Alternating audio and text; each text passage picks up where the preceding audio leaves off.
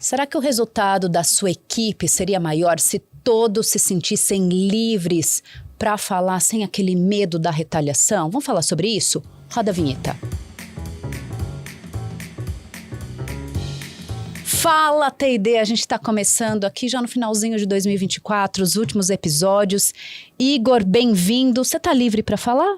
Olha, eu me sinto livre para falar, mas às vezes dá aquele medinho, né? É um desafio grande de trazer esse assunto de forma precisa e como a gente promove dentro das empresas, dentro das organizações, isso que faz parte dessa nossa missão, né? De levar ideias, levar caminhos e possibilidades para vocês aí que estão na linha de frente desenvolvendo pessoas. Tô super animado pro nosso papo de hoje. Se não estiver, vamos fazer um exercício ao longo desse episódio pra gente se provocar, a gente ir se deixando um pouco mais à vontade, vendo o que tá na cabeça, mais ainda. Então, perfeito. Vamos apresentar a nossa super convidada aqui, a Patrícia Ansara. Ela é fundadora do Instituto Internacional em Segurança Psicológica e é pioneira do tema que no Brasil já formou mais de 35 turmas, centenas de líderes desde 2021, é psicóloga organizacional, com mais de 25 anos de experiência em desenvolvimento de pessoas, times, organizações e é autora desse livro que a gente começou a provocar aqui,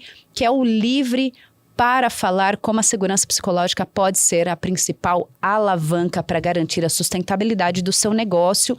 Patrícia, bem-vinda, obrigada de ter vindo. Ai, que prazer imenso estar aqui hoje com vocês, livre para falar. Livre para falar. Segurança psicológica é esse tema, esse grande tema principal. Vamos já começar conceituando o que é isso? Vamos, bora. Pergunta de $1 milhão. Isso. O que é segurança psicológica? O que é segurança psicológica? Segurança psicológica é um clima positivo que se instala dentro de um time, onde o time te dá permissão para você ser quem você é. Então, quando a gente fala de assumir riscos interpessoais, de poder falar sem medo, fazer perguntas, etc., a gente está falando de um fenômeno que acontece dentro de uma dinâmica do time, que a gente olha para você com curiosidade, então você se sente livre para poder falar, trazer suas ideias, questionamentos e perguntas, e suas dificuldades, né, suas questões mais pessoais, às vezes, inclusive, para poder repaginar ali uma conversa e tudo mais. Então, tem a ver com a permissão de ser quem a gente é. E quem dá a permissão? Os outros. Né? Então, não é sobre eu me sentir livre, mas é sobre os outros me darem esse espaço para eu ser quem eu sou. E isso é muito importante, porque, na verdade, é corresponsabilidade de todo mundo fazer isso acontecer. Né? Então, a crença compartilhada tá aí. Quando todo mundo compartilha dessa verdade de que todo mundo que tá aqui é importante, é relevante, a gente faz um pacto de que aqui você pode se expressar. E uma coisa que me chamou a atenção já nessa primeira fala não é o líder, né? Não é o líder. Não é o líder, é também o líder. Principalmente o líder. E isso é muito legal. Eu já posso ir emendando aqui? Por favor, deve. Quando eu faço workshops para líderes, por exemplo, isso é muito legal, porque ao final do workshop, obviamente, eles têm um papel fundamental, né? É um pilar super importante, mas eles se sentem aliviados. Porque se ele quiser e o time não quiser, não vai sair. E se o time quiser e o líder não quiser, não vai sair. Então, precisa ser um projeto de time, em que todo mundo ali cuida um do outro para que esse fenômeno aconteça. É um fenômeno relacional, né, por meio de uma dinâmica estabelecida ali de comportamentos, enfim. Então, é corresponsabilização mesmo. Eu tenho a impressão que quando a gente fala de segurança psicológica, as pessoas até ficam atentas, mas com aquela cara de tipo, entendi, mas não entendi. E talvez facilitar essa compreensão passe por explicar o que não é. Então, o que não é segurança psicológica? Eu ter a caixinha de opiniões. Isso é segurança psicológica? Sabe? Aquilo que não é, porque daí a gente começa a encontrar um lugar de por que fazer. Tá, então acho bom começo. Olha, não é segurança psicológica Um lugar quentinho, gostosinho, agradável, né? Porque falar daquilo que é desconfortável não é gostoso. Né? E é uma dinâmica de funcionamento de um coletivo que está ali falando que o desconfortável precisa vir para a mesa, para a gente aprender a lidar com aquilo e não mais viver aquilo, né? Ou evoluir para outras conversas. Então não é um lugar gostoso, quentinho, gostosinho. Eu chamo de abraço de chale, de vó, não é? Vamos falar do elefante na sala? Vamos falar, assim, é um lugar de corresponsabilização, então não é só responsabilidade do líder. Não é sobre personalidade, isso é muito importante, porque a gente foi treinado a entender, assim, né, ao longo da vida, assim, dentro dos RHs também, que a personalidade, ela conta muito, né, para comunicação, obviamente conta, tem os estilos que a gente precisa respeitar, compreender e se ajustar para dar uma fluidez na comunicação, mas não tem a ver sobre se é tímido ou se é extrovertido, por exemplo. Porque mesmo se eu estou numa dinâmica em que só tem gente extrovertida, eu preciso dar espaço para quem não é.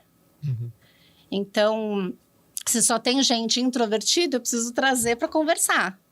Então, esse equilíbrio entre vez e fala é muito importante. Então, não é sobre personalidade, né? Eu posso ter pessoas introvertidas que participem, pessoas extrovertidas vão precisar encontrar um equilíbrio e dar lugar para outras pessoas. E não é sobre ser complacente com resultados, né? Não é sobre ser... Nossa, excelente ponto de vista. Até porque é uma dinâmica para o time aprender junto melhor, entregar soluções mais interessantes e inovadoras para alcançar a performance. Então, ele é um modelo de funcionamento de times para alta performance. Então, a gente faz isso acontecer, vive isso, porque a gente entende que é melhor para todo mundo se a gente estiver num ambiente em que eu posso colaborar e aprender ao mesmo tempo para gerar resultado.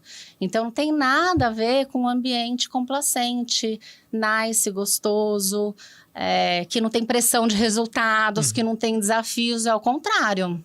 As cobranças acontecem, né? E vão continuar acontecendo sempre. E precisam acontecer. E precisam acontecer, até porque os desafios... De forma natural, né? A naturalidade que a gente trabalha com isso. Como é que a gente vai lidar com esses desafios que agora chegou aqui? Com essa crise que a gente vai passar. Como é que a gente vai lidar com isso? Com esse objetivo novo, com esse propósito, com essa missão, com essa cultura. Como é que a gente vai lidar com isso, né? De uma forma... mais produtiva juntos. E isso impacta no meu nível de engajamento, na minha vontade de colaborar, na minha vontade de pertencer, no meu aprendizado, na minha realização, na minha felicidade. Vai tudo se retroalimentando. Um ponto que você falou da questão da timidez e do extrovertido, né?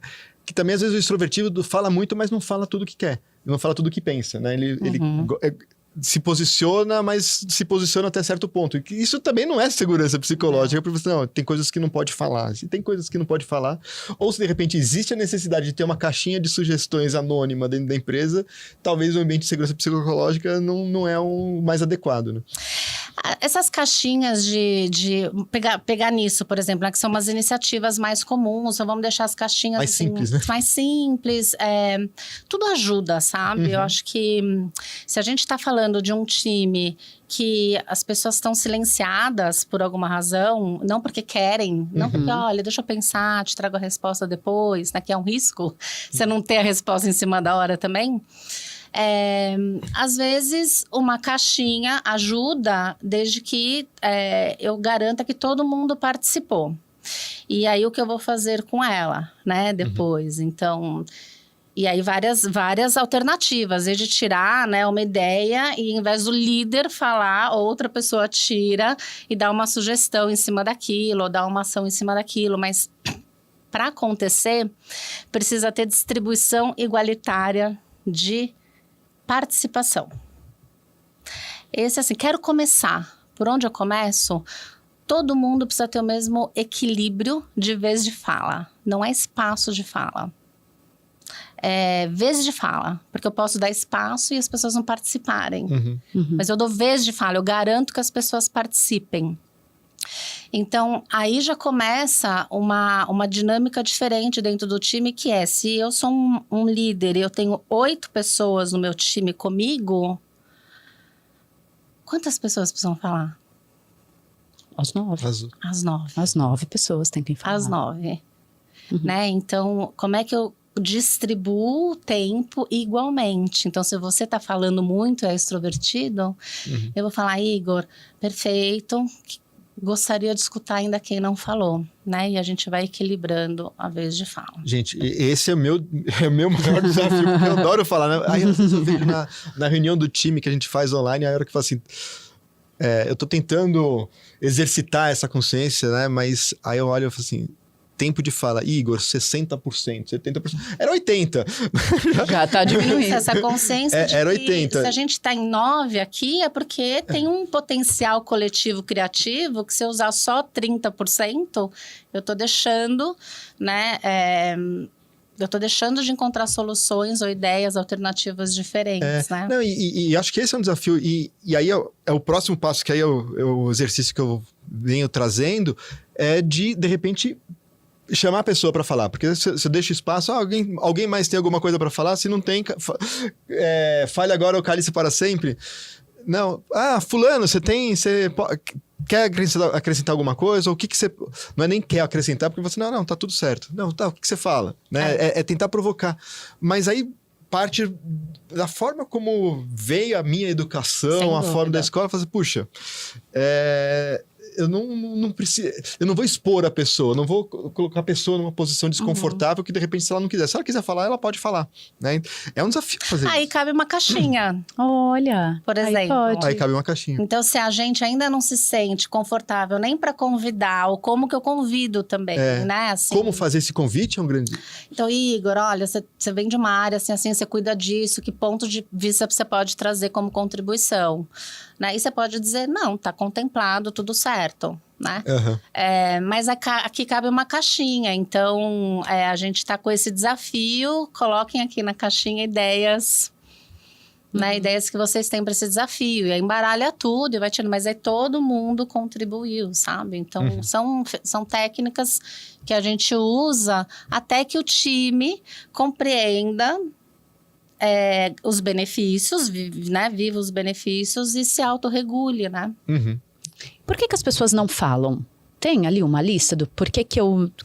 livre para falar seria incrível, mas por que não fala? Por que não participa? Por medo. Não pertencer, né? Então, retaliação, ser desligado, ser desligada, ser mandado embora, ser motivo de piada, né? Essas microagressões que vão acontecendo. Então, tudo isso... vai direto, né, tem impacto na nossa necessidade de ter segurança de emprego, segurança financeira, pertencimento, ser gostado. Autoestima mesmo. Que na autoestima, então, a gente... E também por conta da história nossa, né? Então, acho que se a gente já viveu... Excelente. Se a gente já viveu retaliação, se a gente vem de uma educação onde não é para falar, é só para obedecer, se a gente já foi excluído, se a gente já deu uma ideia e ela não foi bem recebida, acho que tudo isso vai contando, né? Então, por isso que precisa ser um projeto de time, onde a gente fala, Elis, olha... Ou então, não, Elis, mas assim, tô sentindo que tem um desconforto aqui na mesa, eu não preciso ser líder para falar isso. Não, tô sentindo que tem um desconforto aqui na mesa, vamos falar sobre isso? Né? A gente fechou a data, mas estou sentindo que nem todo mundo está confortável com essa ideia. Tem alguma questão? Né? Então, essa coisa de um cuidar do outro. Porque todo mundo tem esse medo, tem essa insegurança, tem essa vergonha, né? Então, é basicamente por isso, né? Esse medo de retaliação, medo de... uma das coisas que, assim, teve o painel no fórum lá de segurança psicológica, foi sensacional, com a Lê Pelais, com a Vivi e com a Isa, sobre a questão das microagressões, que a gente, no primeiro momento, parece aquelas piadinhas, aquelas conversinhas para quebrar o ambiente, mas a pessoa que acaba sendo a vítima... ela não vai abrir mais a boca naquela conversa. Não vai mais abrir a boca. Não vai falar, não vai trazer, não vai contribuir. Não é só naquela reunião, né? Não vai mais. Vai falar, putz, não vou fazer. É um exercício grande e a sutileza dessas microagressões, né? Fala um pouquinho disso. Igor, acho que se isso é algo que é recorrente, eu vou me inibindo mesmo de falar. E aí, se eu me inibo, você se inibe, o outro se inibe, né? Rapidamente, a gente tá vivendo uma dinâmica do silêncio, dominada pelo medo, né? E isso custa para todo mundo, porque... Se eu não tiver escolhido proposital, né, intencionalmente ficar silenciado, ficar quieta naquele momento, porque não tem mais nada a acrescentar, ou porque eu quero pensar, mas se eu estou silenciada por uma questão de medo, de insegurança, e a gente rapidamente, né, cria essa dinâmica do silêncio, isso causa sofrimento. Não impacto direto no negócio, porque... De 9 pessoas que eu teria para falar, só 3 estão contribuindo, então as ideias estão limitadas. E, ao mesmo tempo, vai causando esse sofrimento de... Então, vou me desengajar. Então, de repente, lá na minha casa, eu também não tenho apoio. E aqui também não. Isso impacta a minha saúde mental, sabe? Assim, então, tudo isso vai trazendo. Mas, quando a gente fala o que não é um lugar onde tudo pode acontecer também. Excelente. Então, precisam ter porque a respeito é a base, né? A respeito é a base de sobrevivência da gente no mundo, assim, pra gente criar dinâmicas de relações saudáveis. Então, precisa ter um acordo do time do que não pode. As regras precisam estar muito claras. Exato. As regras precisam estar muito claras. Não pode. Esse tipo de piadinha não pode mais. Se o líder faz... Ele precisa ser corrigido. Se alguém faz, ainda que seja o melhor amigo do líder, ele precisa ser... Então, o líder também tem um papel de ser contundente, assim... em relação a comportamentos que são contraprodutivos, né? Piadinha não pode... Por exemplo, posso trazer um exemplo? Por favor, deve. Eu estava trabalhando com o board de uma empresa e esse presidente chegava todo dia e falava, oba, terapia em grupo. Quando as pessoas estavam conversando ali, partilhando. Quando a gente começar, oba, hoje é o dia da terapia em grupo, oba, hoje é o dia da terapia em grupo. E todo mundo, assim, a tendência é que as pessoas deem risada. Então, eu fico quieta. Eu falo, não entendi a piada. É uma piada interna, né? Ou então, vai falando. Olha, a gente tem mais 40 minutos de encontro e você falou durante 30 minutos. Como é que a gente pode distribuir esses 40 minutos entre as 8 pessoas que estão aqui? Então, essa questão de ajudando o próprio time a entender que ele tem a responsabilidade... E o poder, nesse sentido, de fazer a mudança que eles querem fazer para serem melhores juntos quando estão. Né? Então, se o próprio líder está sendo contraproducente, o time tem que avisar o líder, né? E vice-versa, esse cuidado um do outro. E o que é um desafio, né? Numa cultura de comando e controle, você poder... pontuar para o seu líder que ele não está seguindo, precisa ter segurança psicológica. Precisa ser um pacto do time, né? Pacto... E aí cabe o papel do líder, dele mesmo ser, dessa liderança de ser o modelo disso, né? Então, dentro desses acordos, também modelar, estar numa posição de errei. Fiz o que não devia, não cumpri com o nosso combinado, né? Como que a gente pode... Obrigada pelo feedback. Então, isso tem que ser... essa é a grande dificuldade e a grande beleza ao mesmo tempo. Essa sutileza, né? Não é para cometer sincericídio, falar... Não, aqui é para falar o que pensa, eu tô falando isso. Mas tem que trazer a gentileza, o respeito... Como base, Igor. Como base, né? Como base. Paty, aqui uma conta que 35 turmas já, centenas de líderes treinados, passando aí por esse conceito, entendendo melhor o que é segurança psicológica. E eu penso muito que assim, é algo que você começa a se dar conta desse conteúdo, mas que você vai se aprofundando, sempre descobrindo coisas novas. Eu imagino que algumas situações deram errado, no sentido de ou as pessoas não assentarem, ou elas não colocarem no dia a dia. Conta um pouco do que não funcionou em tantas turmas, em tantas pessoas que você colocou diante deste assunto tão importante. As turmas de certificação, elas vêm, normalmente elas são, os participantes vêm com interesse em fazer isso acontecer, né? Os exemplos mais difíceis, assim, ou de resistência que eu tive foi mesmo trabalhando junto com os times em programas de desenvolvimento. Em que, por exemplo, no Instituto a gente tem um instrumento que mede o nível de segurança psicológica dentro do time. E quando a gente dá o feedback, no dia da devolutiva, por exemplo, tem presidente que sai da sala. Não gosta. Olha, não aceita. É aquela coisa que a gente estava conversando agora há pouco. A minha porta está sempre aberta, como assim? Né? Isso. E boicota o programa, né? Fala, não vamos ter mais. E tá tudo bem, porque assim, para mim, isso declara, né, uma questão interna muito, muito importante ali, né? Que o time precisa resolver de alguma forma, a cultura e tudo mais. Mas eu não fico insistindo, porque tem uma questão de estilo de gestão que ele pode ter bebido de uma fonte de liderança, de modelo de gestão e controle. Então, ele não sabe fazer diferente. Né? Então, ver um resultado diferente daquilo que ele queria ter visto sobre o time dele, ele não soube lidar. Mas já tive situação, por exemplo, em que quando eu mostro o resultado da pesquisa e a gente começa aí, o presidente me liga e fala: eu vou precisar de uma ajuda extra sua, porque eu tô entendendo que meu time tá precisando de um líder que eu não sei ser. Uhum. Olha que legal. Como que eu faço? Uhum. Como que eu transformo as nossas reuniões mais interessantes? Eu não sei fazer isso. Porque também bebeu de uma mesma fonte, possivelmente. E porque faz isso há muitos anos. Como é que transforma? Demorou 20, 15, 18 anos para chegar nesse ponto.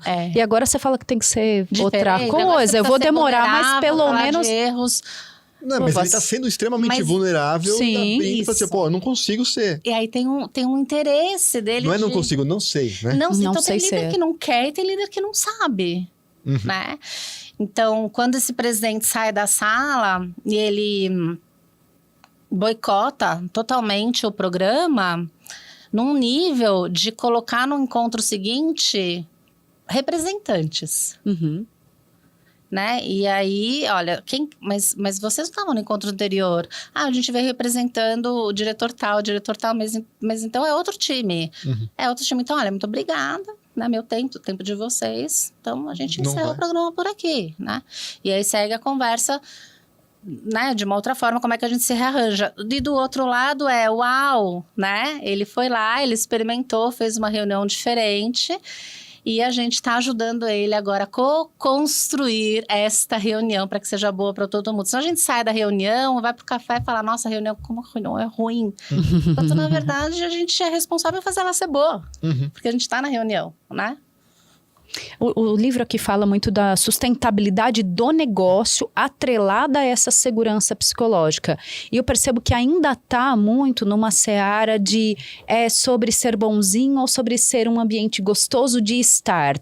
É uma conversa sobre resultado, é isso, Paty? Eles é um modelo de funcionamento de times para alta performance. O que você pode trazer de histórias que tangibiliza isso, até para dar argumento para o nosso TID, RH que nos assiste, líderes, muitos que nos assistem, que eles possam levar e falar: poxa, eu quero fazer isso com o meu time, porque o resultado vai se elevar. Acho que primeiro tem uma questão de por que sustentabilidade do negócio, né? As empresas, para se manterem agora, né, relevantes e competitivas no mercado, elas vão precisar inovar sempre. E para inovar, as pessoas precisam falar. E para falar, não pode ter medo. Não é? Então, hoje a gente tem pesquisas que indicam que 3 a cada 10 pessoas somente percebem que as suas ideias são levadas em consideração ou percebidas. Então, 3 em 10, a gente está falando de 33%. Então, se eu tenho 10 pessoas no meu time, eu estou usando o potencial só de 33. Então, esse é um ponto. Quanto custa esse silêncio? Nossa, excelente pergunta, hein? Quanto é que custa o silêncio do seu time? E ainda quando a gente coloca na equação a diversidade e inclusão, que a gente está buscando times mais diversos... Só que adianta ter um time diverso se eles estão lá calados. Exato, esse é o ponto. Então, eu posso ter um time ultra diverso, ou eu posso falar sobre gênero, recorte, o que for de recorte. Se eu tenho uma dinâmica em que apenas 3 pessoas de 10 falam, não é sobre diversidade. É sobre a gente estabelecer uma dinâmica em que todo mundo tem a mesma proporção de tempo de fala para contribuir. E a gente, obviamente, como é que a gente lida com aquilo que está vindo, que pode ser uma pergunta que me incomode, que pode ser uma ideia que sai do meu conhecimento, que me desafia, esses desconfortos que vão gerando. Por isso que a gente fala melhor não, né? Então, qual é o custo desse silêncio? Esse silêncio custa para a organização que está operando com 33% da sua capacidade de inteligência coletiva, né? Quando precisa, na verdade, quando os líderes precisam tomar decisões cada vez mais rápidas e inteligentes, eles estão achando que eles estão tomando decisões rápidas e inteligentes, mas estão trabalhando só com 33% do potencial do seu time. E isso custa em termos de engajamento, em termos de sofrimento pessoal, né? E aí isso vai impactar em saúde mental, em desengajamento, em colaboração e tudo mais, que também afeta o resultado. Então, é sobre resultado sempre. Falando em canal de ética, a gente sabe que muitas das empresas têm ali ou a caixinha de sugestões, ou o canal de ética, ou algum lugar que de forma anônima a pessoa possa denunciar. Como que a segurança psicológica pode influenciar a forma como essa liderança lida com essas situações delicadas e sensíveis que aparecem lá, que estão no silêncio e que muitos ainda nem colocam lá, porque ainda tem medo que o TI sabe quem é que falou. Vocês viram? Então tem essa... Não, o que aconteceu? Uma empresa que demitiu mais de 100 pessoas... Eu vi só uma coisa por cima por causa da saúde mental, que as pessoas... Exato, por e-mail, porque rodaram uma pesquisa de clima e as 100 pessoas que sentiam que estavam... Que estavam com problema, se sentiam com a saúde mental afetada, né? Para colocar lá, ou com estresse. Com estresse. Foram demitidas. Os que colocaram com estresse, falaram assim, não, então eu entendo. Se você tá com estresse, é melhor você parar de trabalhar. Então você tá... Então, coletivamente, a partir de hoje, todos que estão com a saúde mental afetada, valendo agora, estão fora Pela sua própria saúde mental, vocês estão demitidos. Oi? Então tem de tudo, né? Vem pra fora, tipo, alto. vem. Mas assim, voltando à sua pergunta, segurança psicológica é um modelo de aprendizado de time para gerar performance. Não resolve comportamentos, não resolve comportamentos tóxicos de uma forma direta.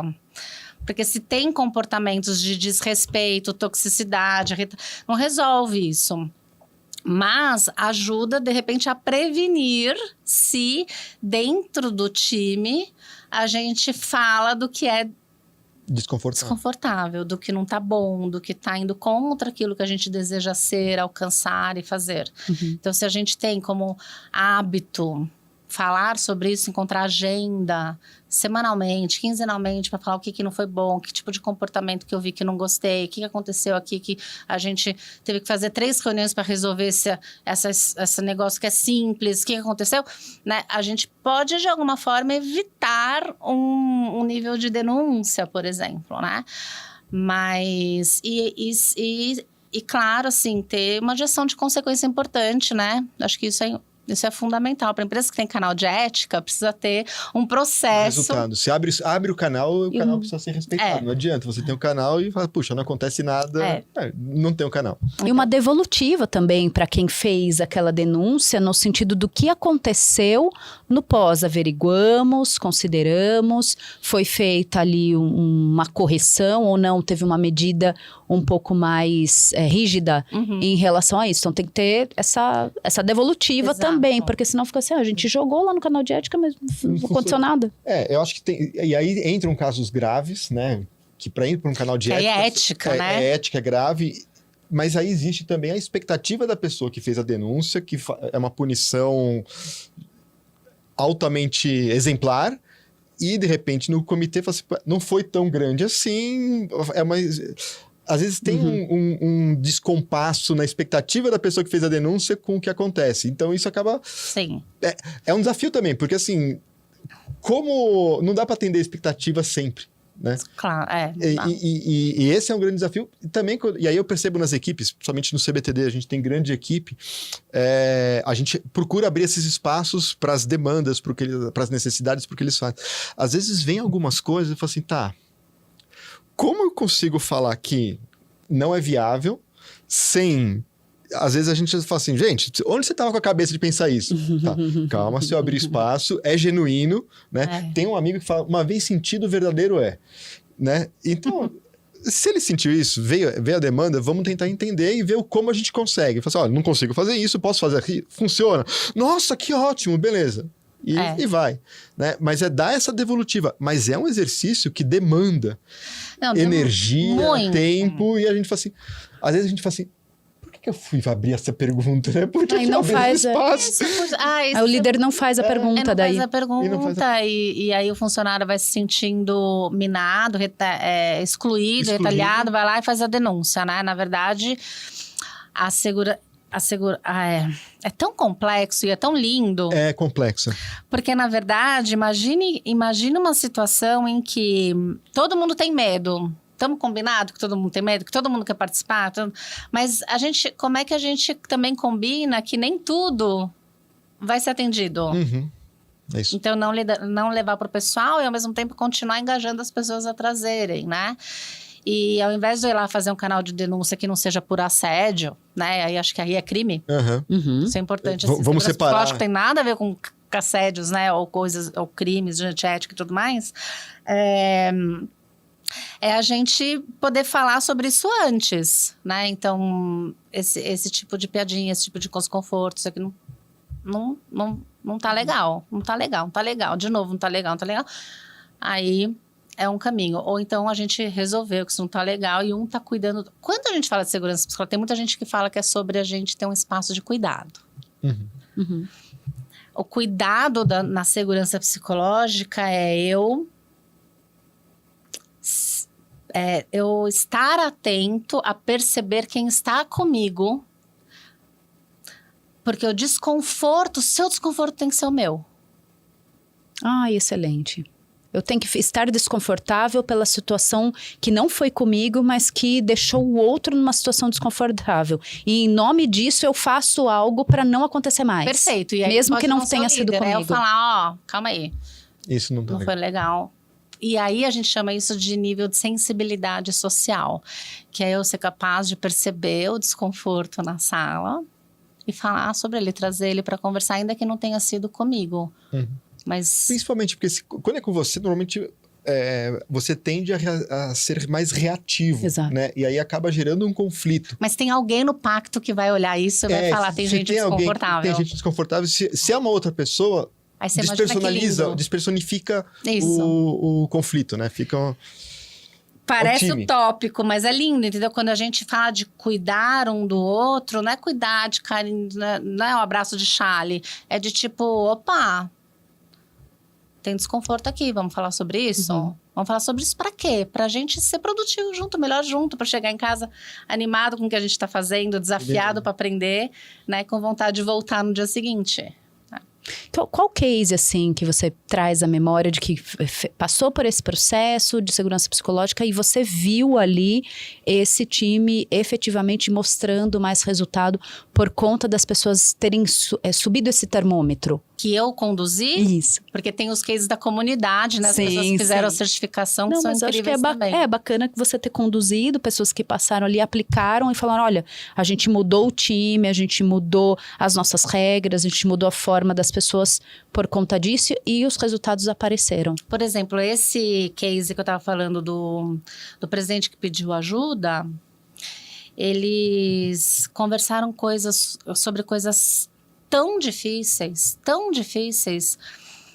e no final do programa, né, eles fizeram várias coisas depois, assim, de acompanhar a evolução. Então, por exemplo, eles revisitaram missão, visão, valor da empresa, porque como é um board, tem influência organizacional, né? Então, revisitaram missão, visão, valores, reestruturaram o time do board, exemplo prático, finanças ficava embaixo do presidente. Quando finanças fica embaixo do presidente, né? Há uma gestão muito mais de custos do que de lucratividade, do que de investimento, de crescimento, né? Segurar custos. Segura custos. Então, traz um CFO, olha para o mercado, vê qual que é o meu papel enquanto empresa na sociedade, vamos trazer uma diretora de sustentabilidade ESG, sabe? Nossa, a gente está falando de comportamentos, de missão, visão, valores, então a gente precisa de estratégias de cultura, de gestão de performance, de tudo isso que eles não tinham. Apesar de ser uma empresa muito, muito enorme, o RH era um RH mais de folha, de departamento pessoal, de mais missão, operacional, né? mais operacional, então não tinha ninguém para olhar o desenvolvimento da organização DHO. Uhum. Trouxeram uma pessoa de DHO. Se afiliaram ao capitalismo consciente, né? Começaram a falar de inovação, então reposicionaram a marca do presidente no mercado, da empresa no mercado. Então, muitas coisas foram acontecendo depois, né, deste programa, onde as coisas difíceis foram faladas. Teve gente que, inclusive, pediu para sair. Não fico. Porque daí não se encaixa nesse novo modelo. Eu funcionava lá. Essa é a minha área. Como assim agora a gente vai conversar sobre o que eu tenho que fazer? Não quero, vou embora. Mas eu acho que ter o espaço para essa conversa acontecer, olha, e a clareza, né, e a transparência, né, do processo, de quais são os novos caminhos, as novas regras, os novos combinados, é fundamental justamente para as pessoas poderem falar assim, pô, não, para mim não funciona mais e tá tudo bem, né? Ou eu vou me adaptar, né, mas sabendo que é uma adaptação e eu vou ter que abrir mão de algumas regalias, talvez. Sim. E aí a vida segue, né? É o clima do time. É o clima do time. Porque a gente vive e repete aquela frase que é a cultura come o café, come a estratégia no café da manhã. Olha, no café da manhã. A gente né, repete. E, na verdade, a cultura do time vai comer a cultura da organização no café da manhã. Uhum. Porque eu posso ter tudo da organização, cultura, papapá. Se o time resolver funcionar diferente, ou diferente porque não tá legal da cultura, ou, né, melhorado ou piorado, enfim, né? Nossa, mas a gente fala tanto de respeito, de colaboração, e nesse time... então, porque o time vai comer a cultura no café da manhã, entendeu? E o time combina isso no silêncio, porque eles não se falaram, mas eles decidiram que não vou me expressar, não vou colocar, não vou esconder isso aqui, não é relevante. Então, eles não combinaram, mas eles estão agindo dessa forma. E aí, para destravar isso, tem que ser uma porta que se abre por dentro e tem que ir criando esse ambiente também. A cultura come a estratégia do café da manhã, mas os incentivos acabam com a cultura antes do almoço. E o time vai acabar com tudo os isso. incentivos, como você equilibra o time E por que eu tô falando de time, né? Acho que também o que não é segurança psicológica não é para populações de grupos e para empresa. Não existe segurança psicológica organizacional. Porque se tem a ver com como eu me relaciono com as pessoas, no risco interpessoal, né? Então, quando a gente está trabalhando junto, como é que a gente toma os riscos juntos de falar nesse pacto, eu não tenho relação com todo mundo da organização. Então, eu não consigo avaliar, nem eu com a pessoa de lá, do Nordeste, eu sou do Sul, e muito menos como que se dá as relações interpessoais entre eles. Então, seria algo muito, muito próximo de irreal, né? De não existir. Então, a gente só tem riscos interpessoais com quem a gente está junto em projetos ou em trabalho.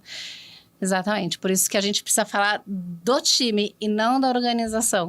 Mas interessante... Senão a gente cai em cultura. Cai em cultura. Mas a hora que você tem times que estão em ambiente de segurança psicológica e uma pessoa desse time vai interagir com o time, a tendência é que ele comece a se expressar mais, até o momento que de repente pode ser podado, tal, ele vai se adaptar naquele outro time que ele vai conversar, ou que vai interagir, né? E se a segurança psicológica faz parte da cultura da organização, você consegue transitar melhor entre esses times ou não? Não, Igor. Não. É sempre, entre aqueles que se... E pode ser vários núcleos. O seu núcleo de liderados, o seu núcleo de um squad, de um projeto. Mas ainda assim, você sai de uma reunião para outra reunião, a dinâmica é completamente diferente. né? Então, por isso precisa ser cultivada sempre. Mas eu não consigo avaliar como é que a gente lida com erros juntos se eu não tô com você. Falando nisso, eu vou passar aqui para o momento T&D. Tá. Que é um que a gente joga uma coisa e você se vira no curtinho. Sabe no curtinho? No curtinho. E aquilo que não estava ali no seu roteiro. Então vamos lá. Toma e devolve para Patrícia. Vai, Igor. Esconder um erro. Se eu já fiz? Não, a situação de esconder um erro. O que eu vou fazer? Como impacta a segurança psicológica? Não é? Muito. Muito. 100%.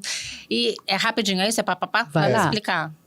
Se você quiser um pouquinho, pode. Porque a segurança psicológica não é sobre eu falar do erro. É sobre como o time reage ao erro. É sobre reação. Não sobre falar. Então, se eu escondo o erro, possivelmente acontece porque quando o erro está na mesa, a gente reage o quê? Procurando culpado. Uhum. E quem nunca escondeu um erro, gente? Achei que era pra falar. Já. Todo mundo já escondeu. Você, já conta aí escondi. pra gente, você que tá acompanhando aqui já nesse final desse episódio. Já escondeu um erro? Quantos erros você escondeu aqui em 2024 que tá chegando no final? Porque aí o erro escondido, a gente não aprende sobre ele e a gente comete ali de novo. Isso impacta. Mais um, hein? Aqueles boletos motivacionais. Eu tenho boletos motivacionais, então eu preciso me calar diante dessa situação, porque senão eu corro um risco de... Super, porque a gente vai criando um clima artificial, né? Onde o que realmente importa ser falado, a gente não fala. A gente está fazendo de conta de que a gente trabalha bem junto, de que a gente fala bem as coisas, mas chega no café, desabafa, é porque eu não falei por conta disso, né? Ou porque foi promovido, ou porque ganhei não sei o quê, ou outro. Mas assim, a gente vai fazendo de conta de que tá tudo bem. Isso vai também gerar um sofrimento na pessoa e no time, né? Se a equipe tem muitos boletos motivacionais e são eles que impulsionam participar daquilo, quer dizer, olhe para a segurança psicológica do seu time. Fazer só a minha parte. Gente, olha só, T&Ds. Se eu faço só a minha parte e no final o meu processo inteiro de gestão de performances vai me dar bônus individual e vai me colocar numa caixinha na inbox número 1 e vai me promover, pra que eu vou colaborar? É isso aí. Então, a organização precisa apoiar em processos, em políticas, em normas, para viver a colaboração. Né? Senão, as pessoas vão fazer só a sua parte mesmo. E, por outro lado, também tem a questão de não fazer a sua parte e ficar botando o bedelho na parte dos outros, né? Sem dúvida. Faz o seu também, como diz Murilo Gun, faz o seu. E quanto mais gente estiver junta, a gente pode fazer a conta. Se tiver uma sala cheia, vai ter sempre alguém que não vai fazer a parte, porque vai ter alguém que vai pegar a parte. Então, o tamanho do time importa também. O que não é óbvio sobre a Patrícia? Bom, a gente falou no começo, né? Eu posso contar que o Instituto Internacional em Segurança Psicológica chama em Segurança Psicológica por uma questão de numerologia. Acredito em tudo que pode ajudar a gente a prosperar e a se expressar no mundo, no propósito. Mas acho que o que também não é óbvio, talvez seja, é que eu adoro histórias, assim, das pessoas, né? Então, um bom café, uma boa roda de conversa, escutar e poder encontrar um pontinho que a gente tem de conexão, sabe? Então, acho que isso para mim acho que é o que me nutre, assim, na vida. Então a gente vai perguntar aqui, Ansara é um sobrenome muito peculiar. De onde vem? É um sobrenome libanês, do meu avô paterno, que originalmente tinha um H na frente, por isso que é Ansara, que é o som de Ansara. Mas aí quando chegou no Brasil, chegou com H no final. Então eu atendo por Ansará, por Ansara, né? Eu atendo, mas ele é libanês. Muito bem, você ficou livre para falar, Igor, nesse episódio? Mais livre para falar, já tô com várias ideias de coisa. Amanhã a gente tem uma reunião de planejamento estratégico 2025 para a gente fechar o ano. Já tô maquinando algumas estratégias para começar a reunião de uma forma diferente dessa vez. Legal. Eu também trouxe aqui alguns insights que eu quero terminar esse episódio e tentar buscar isso também enquanto time, olhar para esse time. Obrigada, Patrícia. Obrigada, prazer imenso. Que bom estar aqui. E você que está por aí, obrigada, viu? Obrigada por estar com a gente ao longo desse ano. A gente está no penúltimo episódio agora de 2024 e olhando para um novo ano em que a gente possa ser mais livre para falar, tá bom? E se quiser falar, tá livre para você vir aqui também, tá? Até o próximo episódio. Tchau, tchau. Valeu, tchau, tchau.